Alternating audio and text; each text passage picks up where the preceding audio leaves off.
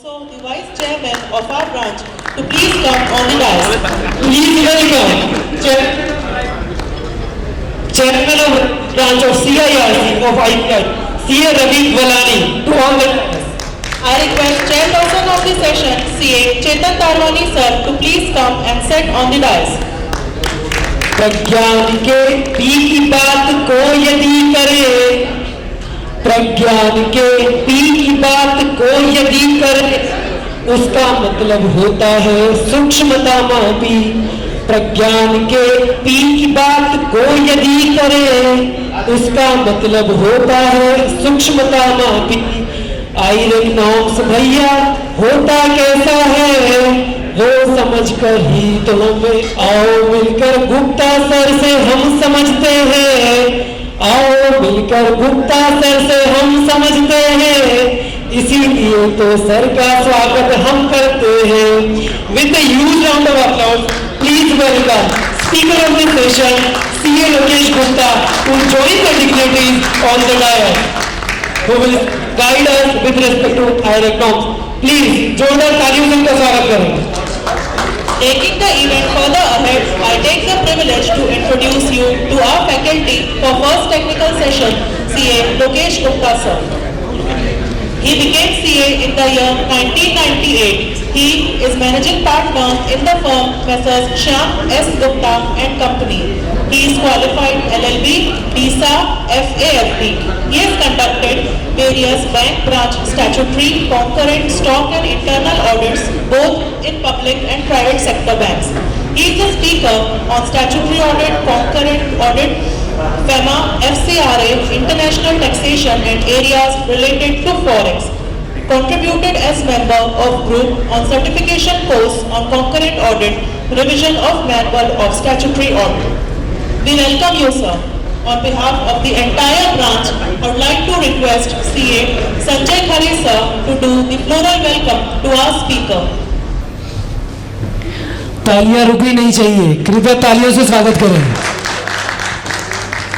Thank you, sir.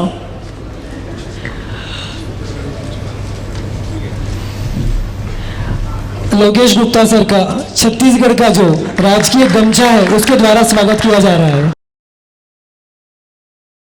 Now I would like to introduce CA Chetan Tarwani sir, who is chairperson of the session.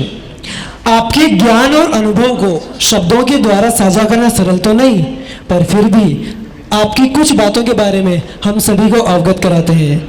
आप एक practising CA होने के साथ साथ prime national trainer भी हैं। हमारी रायपुर शाखा के पूर्व चेयरमैन, जेसीआई में विभिन्न पदों के पदभार के साथ साथ आईटीबी के प्रेसिडेंट भी रहे हैं। So I would like to request CA Abhishek Golchha to please welcome chairperson of the session CA Chetan Tarwani with the fresh flowers.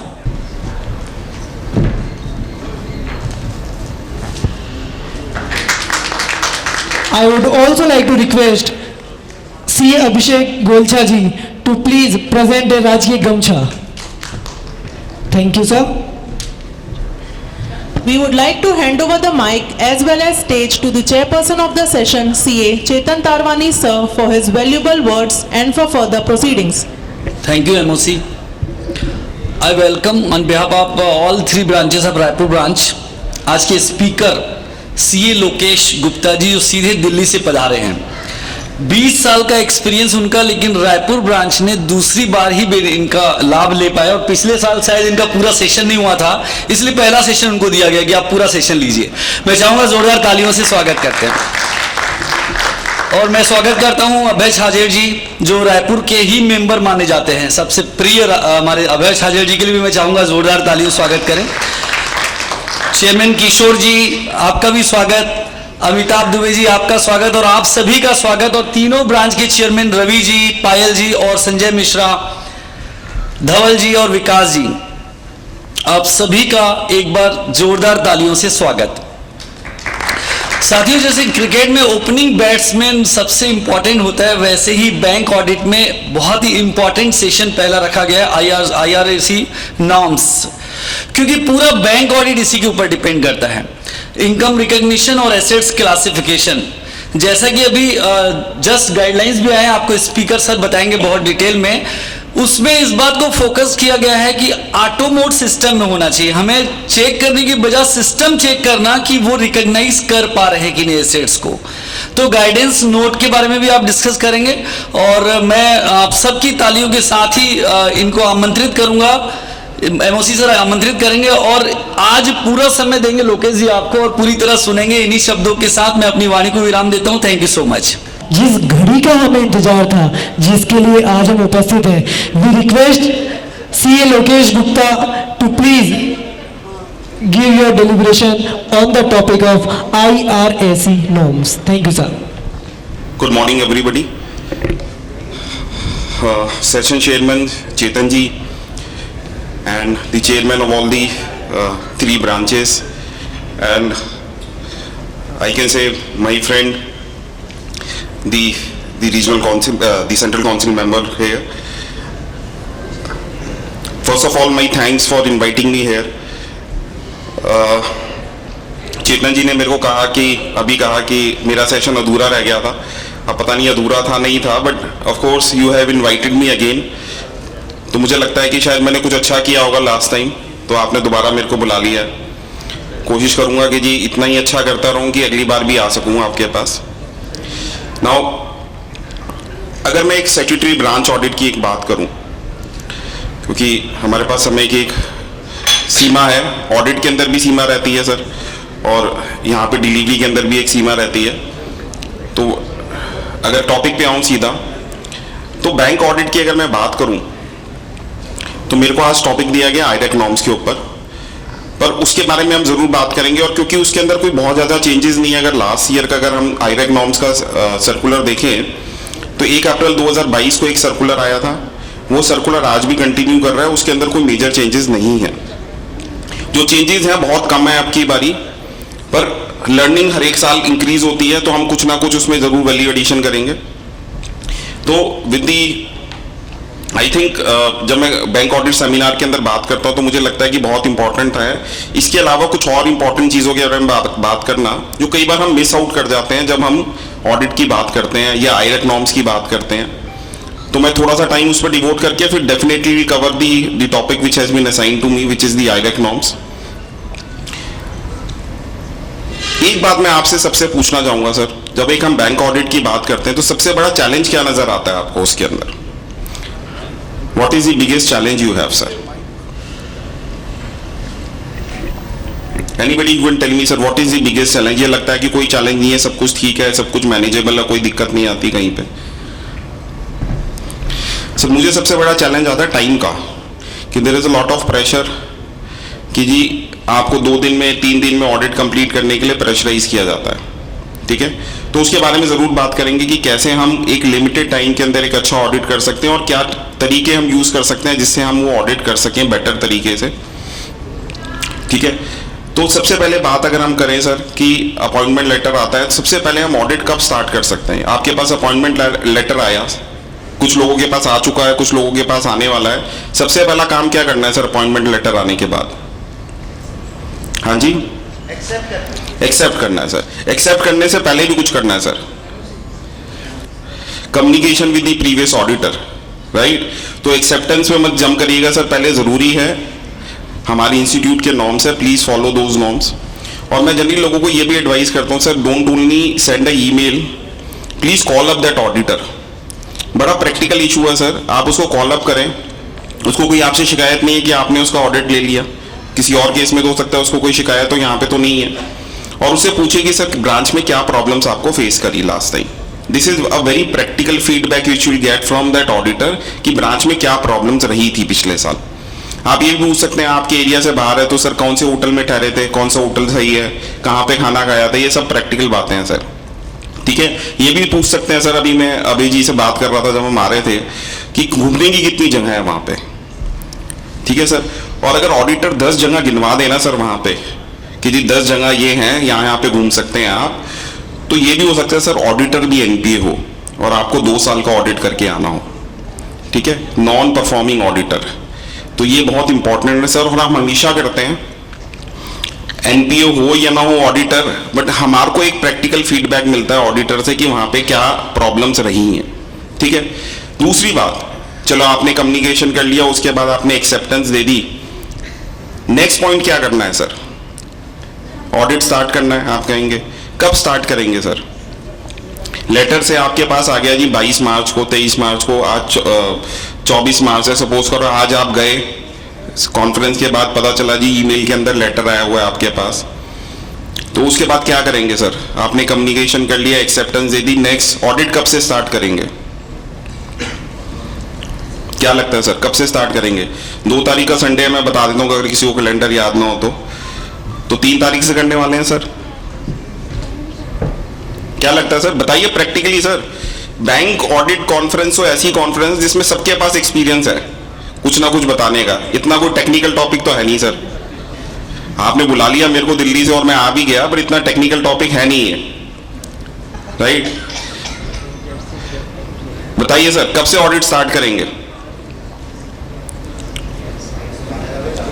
हाँ जी, लोकल ब्रांच हो तो 1 तारीख को करेंगे सर, और आउटस्टेशन ब्रांच हो तो 3 तारीख से कर लेंगे सर, ठीक है ना सर? और मैं कहूं सर अगर आप ऑडिट आज से स्टार्ट कर सकते हैं तो कैसे कर सकते हैं वो? Without visiting the branch you can start of with your audit. What can be that activity? कोई बताएगा सर क्या कर सकते हैं आज हम? मुझे ब्रांच विजिट नहीं करनी है पर मैं ऑडिट स्टार्ट करना चाहता हूं, क्या कर सकता हूं सर उसके लिए?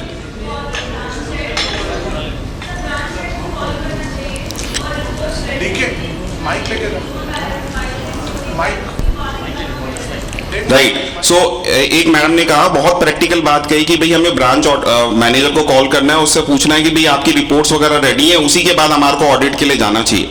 पर ये तो बात हो गई जब आप जाने की बात कर रहे हैं मैम, मैं बात कर रहा हूँ कि आप जाने की बात नहीं कर रहे अभी ब्रांच मैनेजर के पास, आप ऑडिट आज स्टार्ट कर सकते हैं। तो क्या ऐसा कुछ कर सकते हैं हम जिससे मेरा ऑडिट आज कमेंस हो जाए and I don't have to visit the branch? Yes, hello, हाँ जी, 1-2 बातें बोलना चाहूँगा। सबसे पहले तो ब्रांच मैनेजर से प्रीवियस ऑडिटर्स की रिपोर्ट की स्कैन कॉपी बुलवा लेना चाहिए। बिल्कुल सर। दूसरा, अपने काम को प्रोग्रामिंग करके अपने स्टाफ की शेड्यूलिंग कर लेना चाहिए। तीसरा, जो स्ट्रेस के बारे में या नॉर्म्स के बारे में या एनपीए के बारे में जो लास्ट स्टेटमेंट ब्रांच ने ऊपर दिया है उसकी कॉपी कॉल कर लेनी चाहिए। इन 3 चीजों से सफिशिएंट वर्क हमारे पास आ जाएगा और ब्रांच की इनसाइट मिलनी चालू हो जाएगी। Very good sir. तो सर का ये एक्सपीरियंस बोल रहा है सर। तो पहली बात है सर, आपके पास टाइम की कमी है, तो आपको टाइम को आप एक्सटेंड तो नहीं कर सकते, 24 घंटे को 48 घंटे नहीं कर सकते, पर कुछ एक्टिविटी आप कर सकते हैं आज जो ब्रांच जाने से पहले हो सकती है। और कौन सी एक्टिविटी सर ने कुछ लिस्ट आउट की। एक तो है सर ऑडिट रिपोर्ट्स। अब आपके बैंक में क्या है sir, you are not the only auditor, and जितने दूसरे ऑडिटर्स हैं उनको टाइम ज्यादा मिलता है आपके मुकाबले काम करने के लिए, क्योंकि वो जनरली होते हैं इंटरनल ऑडिटर्स। तो ब्रांच बैंक का इंटरेस्ट है उनसे काम करवाने में।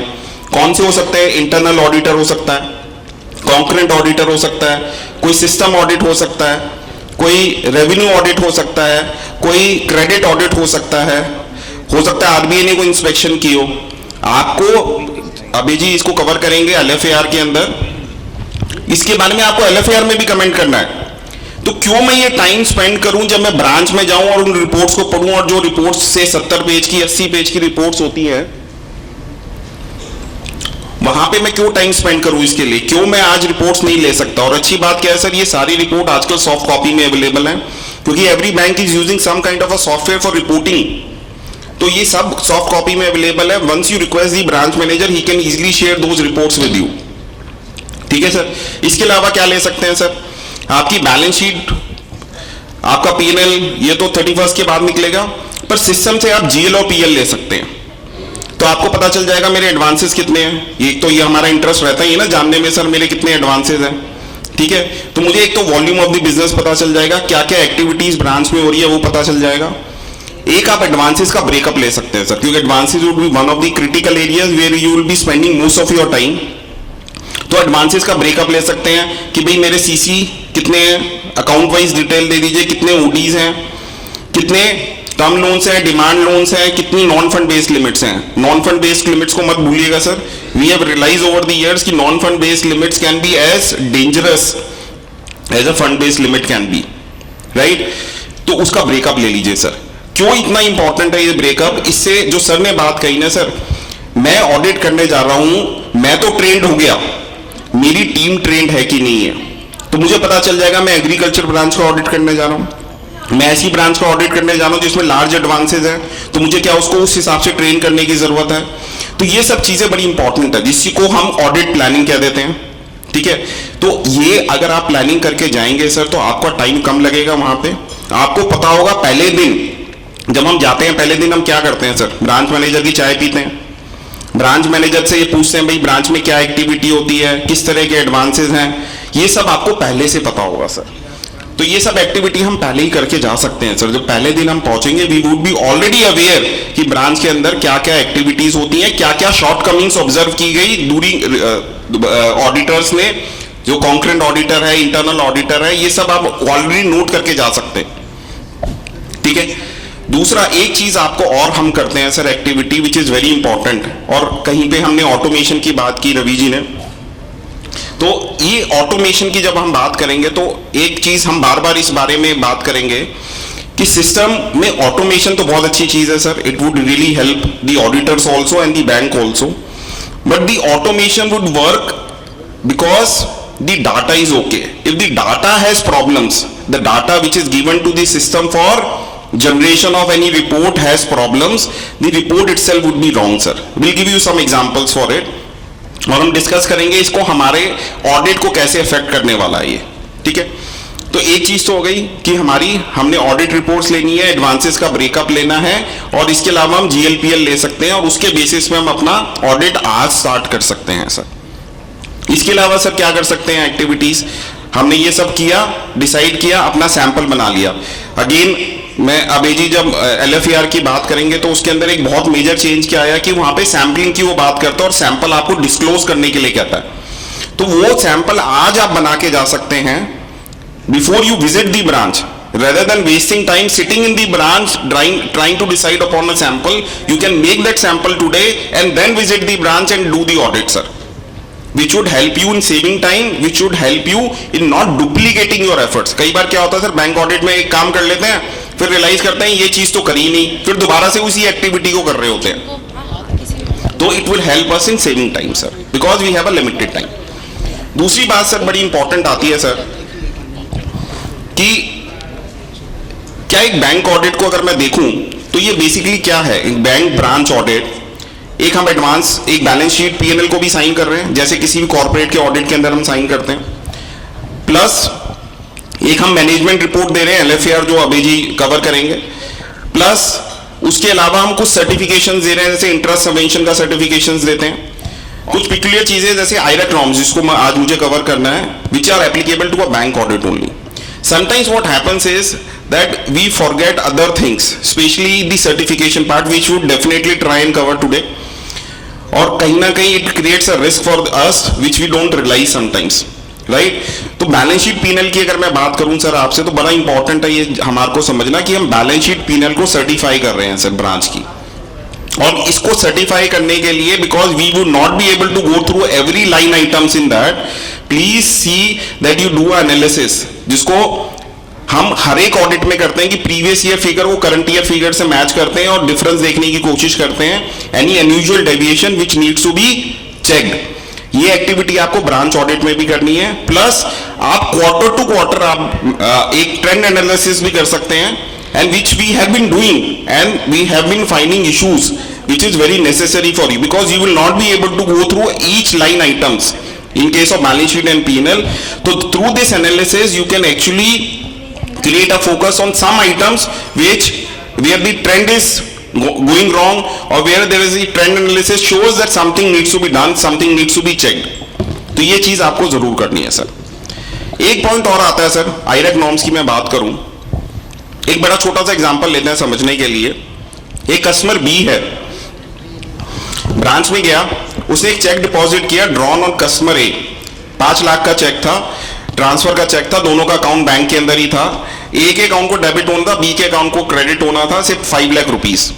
When the entry was made by the bank staff, by mistake the entry was done in the account of C. The credit was given to the account of C. Right? ऐसी गलती हो सकती है sir? It is a normal error.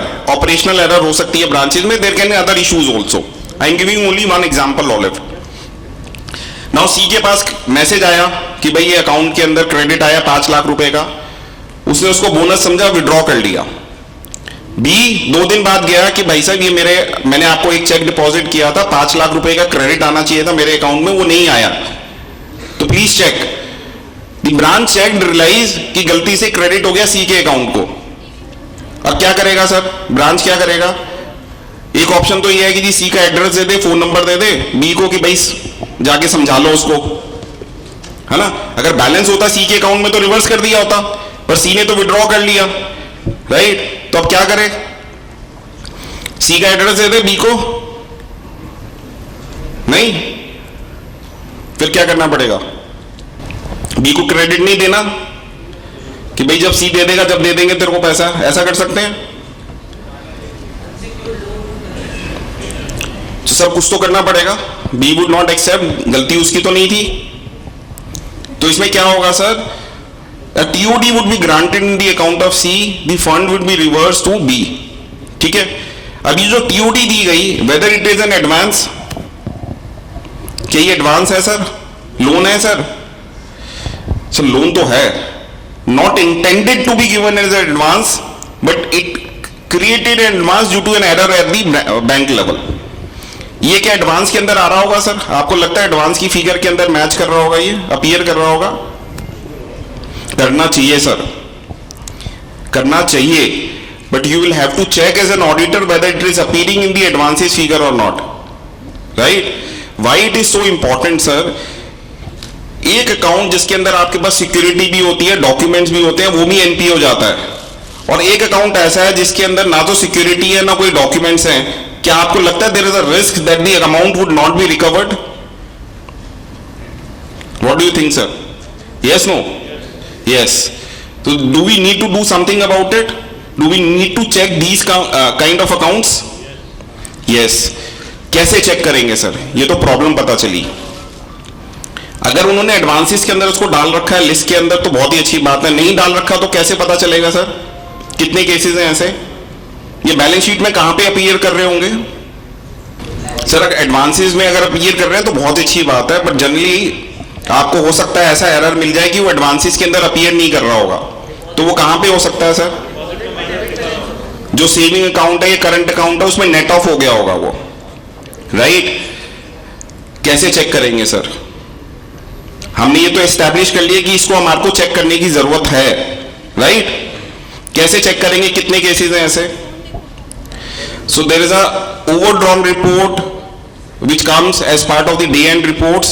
आप उसको ले लीजिए 31 मार्च की, उसमें कुछ अकाउंट्स ऐसे होंगे उसका बैलेंस आ रहा होगा, आउटस्टैंडिंग लिमिट आ रही होगी और वो एक्सेस चल रहा है लिमिट से the outstanding balance is 10,25,000, limit is 10 lakhs, 25,000 is outstanding, overdrawn. There will be certain accounts which may appear where there is an outstanding balance, the limit is 0 and complete amount is appearing in the overdrawn report. Now there is a circular of automation of IRAC in banks. This circular had first impact last year in 21-22. Last year में आया था, मैंने आपको last year भी बताया होगा जरूर इसके बारे में. This is very important circular sir for us as an auditor. What we need to understand is what the circular is actually saying is कि जितने अपग्रेडेशन डाउनग्रेडेशन हो रहे हैं एडवांस अकाउंट्स के अंदर, ये अकाउंट स्टैंडर्ड है उसको एनपीए किया जा रहा है, एनपीए से स्टैंडर्ड किया जा रहा है, इनकम रिकॉग्निशन डी रिकॉग्निशन सारा सिस्टम ड्रिवन होना चाहिए, ठीक है। ये इंप्लीमेंट हो चुका है पिछले साल से circular. Every bank has given a confirmation that this system has been implemented, right. कोई मैनुअल इंटरवेंशन अलाउड नहीं है एक्सेप्ट इन एक्सेप्शनल केसेस। उन्होंने कहा जी सिर्फ एक्सेप्शनल केसेस के अंदर मैनुअल इंटरवेंशन कर सकते हैं, और वो भी मेकर चेकर का कंसेप्ट लगेगा, preferably from a centralised location. और जो भी मैनुअल इंटरवेंशन होगी उसका एक ऑडिट ट्रेल जनरेट होगा, और वो audit trail is auditable by the concurrent / statutory auditor. एक अकाउंट जिसको सिस्टम ने कहा कि ये एनपीए बनना चाहिए, उसको मैन्युअली इंटरवीन करके स्टैंडर्ड कैटेगरी में रिटेन किया गया। Is it a concern for us as an auditor? Do we need to check these accounts? Yes. तो please ask the branch to provide you this list of manual intervention, this audit trail. Without taking this list sir, you are not completing your job as a branch auditor. ठीक है sir, लेना ही लेना है ये list. हाँ जी, नहीं देते sir, बहुत अच्छी बात है। विल डिस्कस ऑल्सो कि जहां पे आपको डाटा प्रोवाइड नहीं किया जा रहा, which is mandatorily required for the purpose of the audit, which is a important information, if it is not provided, how we have to actually handle that case, will discuss it also sir practically. ठीक है, okay. अच्छा, next point समझते हैं sir. Suppose कीजिए एक आपके branch में एक बड़ा एडवांस है 6 करोड़ रुपए का, ठीक है, मल्टीपल बैंकिंग में है, आपके बैंक से भी एडवांस ले रखा है उसने और किसी और बैंक से भी ले रखा है, हो सकता है थर्ड बैंक से भी ले रखा है। किसी और बैंक के अंदर वो एसएमए में है या एनपीए में है, क्या ये आपके लिए रेलिवेंट इंफॉर्मेशन है सर? बिल्कुल है। कैसे मिलेगी ये इंफॉर्मेशन आपको? मैं 31 मार्च को देखना चाहता हूं क्या कोई अकाउंट ऐसा है जो मेरी ब्रांच में है और मल्टीपल बैंकिंग में है और किसी और बैंक के अंदर वो ऑलरेडी एनपीए क्लासीफाई हो चुका है। कैसे देख पाऊंगा sir? CIBIL report sir gets updated with a time lag sir.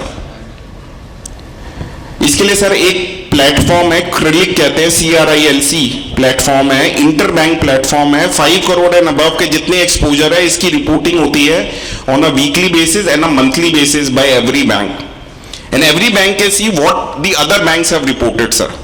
इसके बारे में अगेन अभय जी बात करेंगे जब ये रेड फ्लैग अकाउंट्स की बात करेंगे, जब हम LFAR की बात करेंगे। ठीक है, तो please wherever you have an exposure of 5 crores and above, please ask the branch to provide you the copy of the CRILC report. आपके पास एक्सेस नहीं है sir, but the bank can provide you that copy sir, very important। ठीक है, next point क्या है sir? NPA IRAC के अंदर हमें IRAC के नॉर्म्स पढ़ेंगे, पर उससे पहले कैसे चेक करें कि कौन कौन से अकाउंट ऐसे हो सकते हैं कि जो NPA हो पर ब्रांच ने अपने आप NPA ना करे हो। कैसे चेक कर सकते हैं sir? One option is we do 100% check, पहले अकाउंट से शुरू किया और सारे अकाउंट्स चेक कर डाले, पर जनरली ये हो नहीं पाता। The reason is because of the paucity of time. तो फिर दूसरा ऑप्शन है कि हम सैंपलिंग करें। तो एक सैंपल तो हो गया कि सर पहला अकाउंट पकड़ा, फिर 2 अकाउंट छोड़े, चौथा अकाउंट पकड़ा, फिर 2 अकाउंट छोड़े, फिर 7वां अकाउंट पकड़ा। This can be dumb sampling. या इसके अलावा क्या ऑप्शन हो सकती है सर? एनीबडी?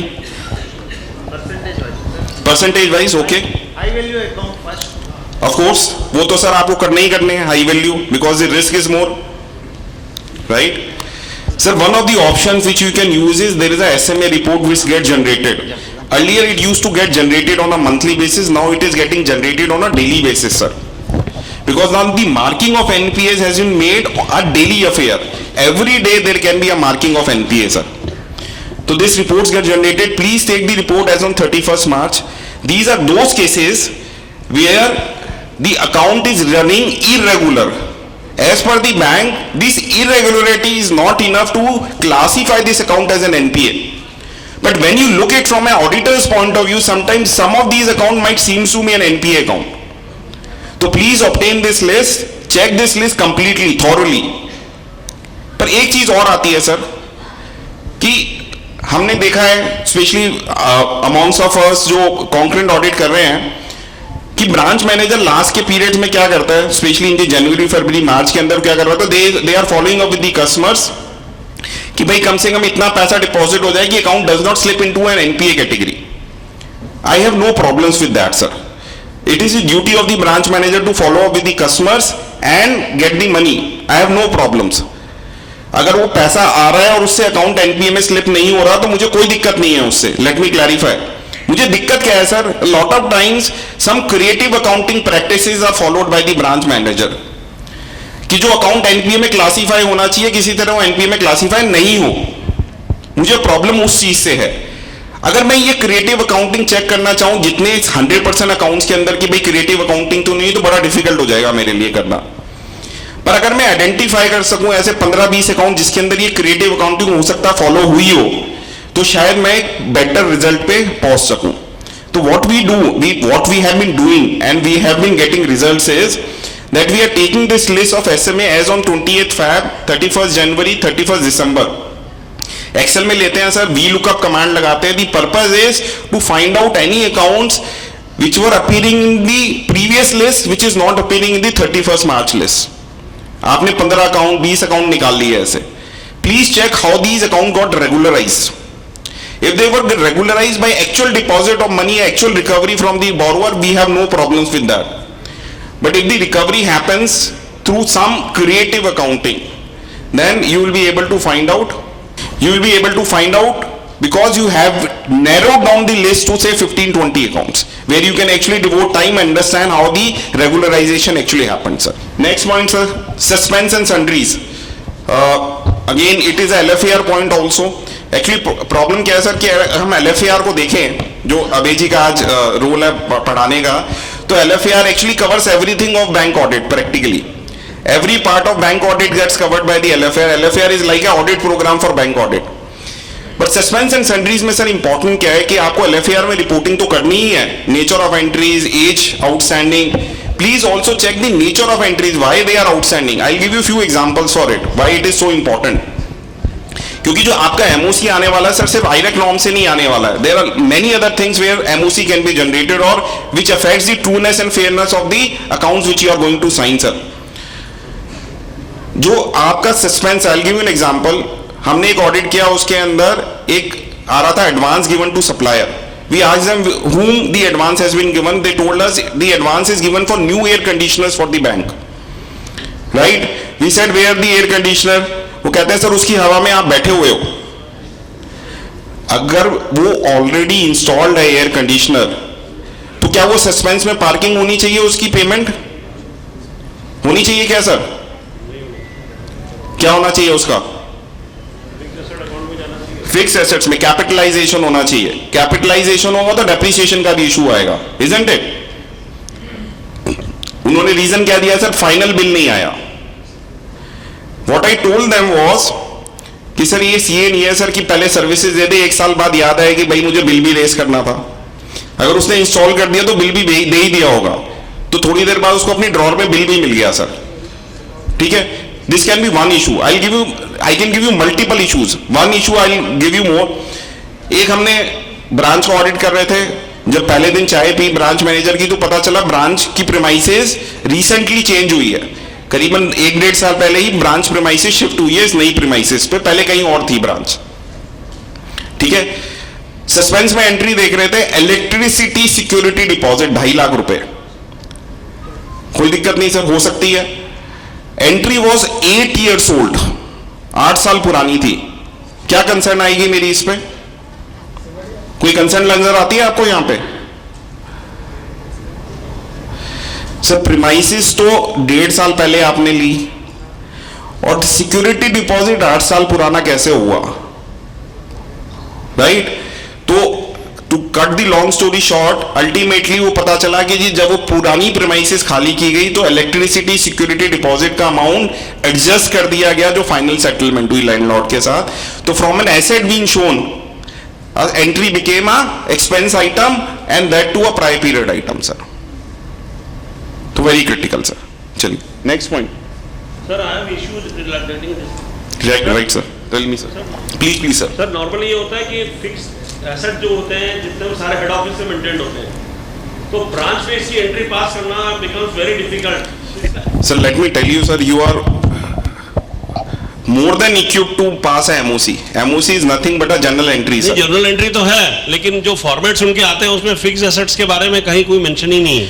नहीं सर, जो देखिए अब हमने सेंट्रल ऑडिटर से पूछा तो बोले जी आप जनरल रिपोर्ट में डाल दीजिए, हम लोग टेक केयर कर लेंगे. नहीं सर, एक लेकिन अल्टीमेटली क्या हुआ नहीं मालूम चला. Let me clarify sir. कई बार है ना, हमें ऐसा लगता है कि central statutory auditor has come from some other planet, he knows everything from A to Z of banking sir, which is not true. Even you can become a central statutory auditor one day sir.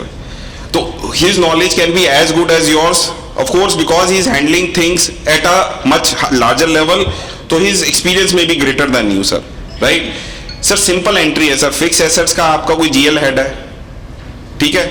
अगर मैं जैसे अपनी case की बात करूं और suspense का एक GL हेड है, तो मुझे उसके अंदर एक आती है जो which affects your balance sheet items. Generally किसी एमओसीज जो बनते हैं आते हैं जो बैलेंस शीट आइटम्स के लिए आते हैं, एक आता है जो पीएनएल आइटम के लिए होता है एमओसी, एक होता है जो आपके आईरेक नॉर्म्स के लिए एमओसी आता है बेसिकली।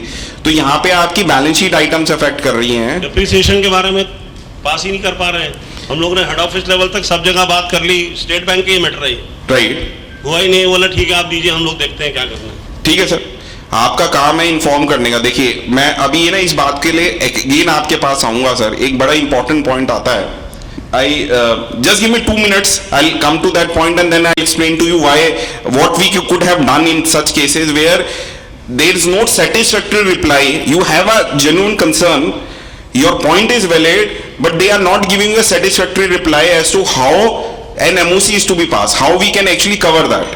We'll discuss ये about मैटर it. तब उठा जब ब्रांच में आग लग गई थी, और ब्रांच में आग लगी तो सारे एसेट्स नए लिए उन्होंने और उसको सबको चार्जेस में डेबिट करके रखा था उन्होंने।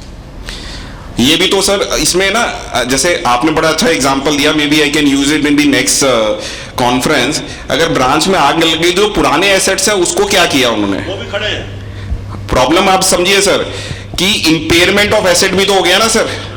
पुराने जो एसेट्स हैं वो अब डेप्रिशिएट थोड़ी हो रहे हैं, इनकम टैक्स में क्या हो रहा है वो तो एक अलग बात है, ठीक है। मेरी बुक्स ऑफ अकाउंट के लिए तो वो इंपेयर हो गए, तो it has to be immediately taken care of.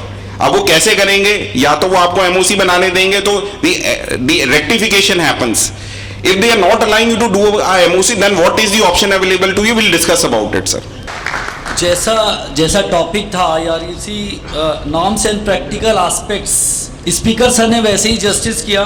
Appointment letter से लेकर ब्रांच में विदाउट विजिट कैसे ऑडिट स्टार्ट कर सकते हैं, प्लानिंग और एनपीए से कैसे परफॉर्मिंग एसेट्स बन जाते हैं, कारो घोष दिलाने में सिर्फ यस नहीं लिखना, ऑडिट रिपोर्ट से बहुत सारी बातें, इन छोटी छोटी बातों को ध्यान करेंगे तो निश्चित रूप से ऑडिट में और बेहतर परफॉर्मेंस कर पाएंगे। मैं चाहूँगा एक बार जोरदार तालियां स्पीकर सर के लिए, और कांग्रेचुलेशन टू ऑल 3 ब्रांचेस की 7 दिनों की तैयारी में इन्होंने सुरेश अग्रवाल और सिद्धार्थ पारक के साथ मिलकर इसकी तैयारी की है। वैसे भी ये ब्रांचेस अब नेटकॉन से कम कोई भी इवेंट नहीं करती, बहुत बड़े बड़े इवेंट ही करती हैं। गेस्ट हमारे आ चुके हैं, इसके बाद नेक्स्ट सेशन है। बस मैं लास्ट एक सेलिब्रेशन आप लोगों से चाहता हूं आपकी तालियों के साथ कि रायपुर के इतिहास में दूसरी बार सीआरसी चेयरमैन मिल रहे हैं किशोर बरड़िया जी। मैं जोरदार तालियों से उनका स्वागत और सम्मान करता हूं। Thank you so much. Education is the most powerful weapon which you can use to change the world. The great aim of education is not just knowledge sharing but to commence an action forth. We thank Lokesh sir for sharing his great knowledge and experience. Hope this will help our auditors in conducting their audit functions smoothly. As a part of our ritual, we honor our guest with a memento as a token of love. For this, I invite CA Vinod Agrawal to present the memento to our honorable and eminent speaker, CA Lokesh Gupta sir.